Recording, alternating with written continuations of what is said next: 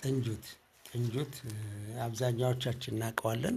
በተለያየ አካባቢ የሚበቅልና በከተሞች አካባቢም በገጠርም በተለያየ ጊዜ የአካባቢን ሽታ መዓዛ ጥሩ ለማድረግ የሚጨስ በቤት ውስጥም የሚጨስ ነው።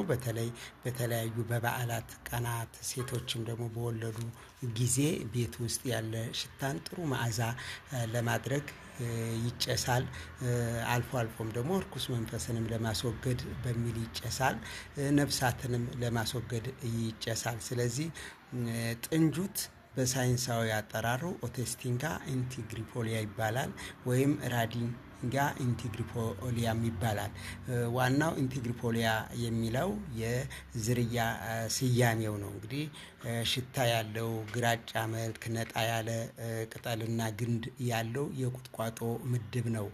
ጥንጁት የተገኘው እንግዲህ በኢትዮጵያ በብዛት ይገኛል። በኢትዮጵያ በኤርትራ ከኢትዮጵያና ከኤርትራ ውጭ በየመን አካባቢ ነው የሚገኘው። የሚበቅልበት ደግሞ የእንጨታማ ስርዓተ ምህዳር ከ1300 እስከ 2800 በዳገታማና በተጎዱ አካባቢዎች በተለይም በሰሜን ኢትዮጵያ፣ በትግራይ፣ በወሎ፣ በጎንደር፣ በጎጃም በስፋት ይበቅላል። በሸዋም እንደዚሁ ድንጋያማ አካባቢዎችን እና ዳገታማ አካባቢዎች ይስማማዋል። ይሄ ማለት ደግሞ በወይና ደጋ ከ1300 እስከ 2800 ማለት በከፊል ቆላ ወይና ደጋና ከፊል ደጋማ አካባቢ ይበቅላል ማለት ነው። በስፋት በተጎዱ አካባቢዎች እንዳልኩትም ይበቅላል። ጥሩ መዓዛ ያለው የወተት እቃዎችን ለማጠን በቤት ውስጥ በአራስ ቤትና እንደዚሁም ደግሞ በተለያዩ በሽታዎች በሚከሰቱበት ጊዜ የወባ ይጨሳል።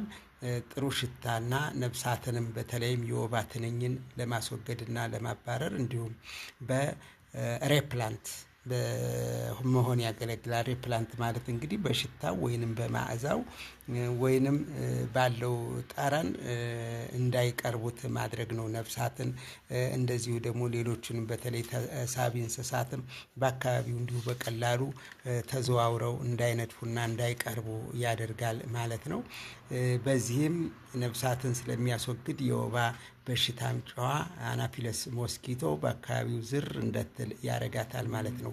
ስለዚህ ወባን በሻይ መልክ ጠጥቶ ወባን ከመከላከል ባሻገር ትንኟን ራሱ እንዳትቀርብ ያደርጋል ጥንጁት ማለት ነው።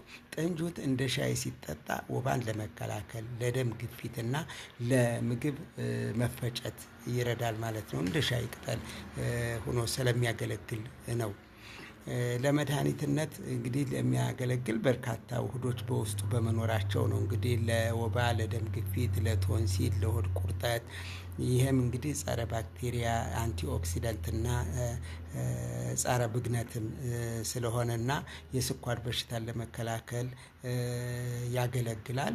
ከዛ ባሻገር ያው ለአጥርና ለአካባቢ ውበትም ያገለግላል። በአብዛኛው ዳገታማና በተጎዱ አካባቢዎች የሚበቅል በመሆኑ ለመሬት ለምነትና መሬትን እንዲያገመግምና ቶሎ እንዲያቀጠቅጥም ለማድረግ የሚረዳ እጽዋት ነው። ስለዚህ ጥንጁት አካባቢያዊ ጠቀሜታው የመድኃኒትነት ጠቀሜታው በጣም በርካታ ስለሆነ ከላይ ባለው መልኩ በመጠቀም እንደገና ደግሞ በምርምር ደግሞ መድኃኒቶችን ከነዚህ ከእጽዋቱ በመቀመም ከላይ የጠቀስኳቸውን በሽታዎች መከላከል ይቻላል። ዳይሬክት በመጠቀም መከላከል ይቻላል።